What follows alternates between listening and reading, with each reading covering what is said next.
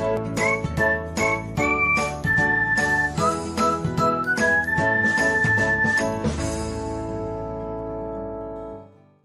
everyone, welcome back to another episode of Technologyglance.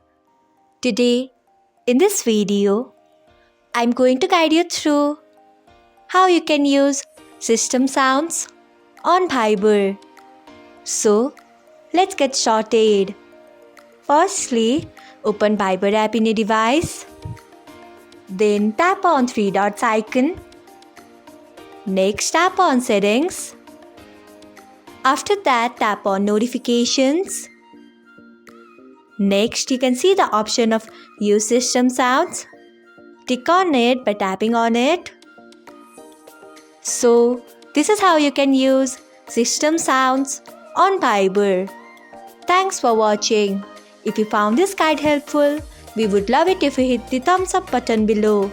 We upload great new tech tutorials like this one every day. So, do not forget to subscribe to our channel and hit the bell icon so that you'll never miss another update.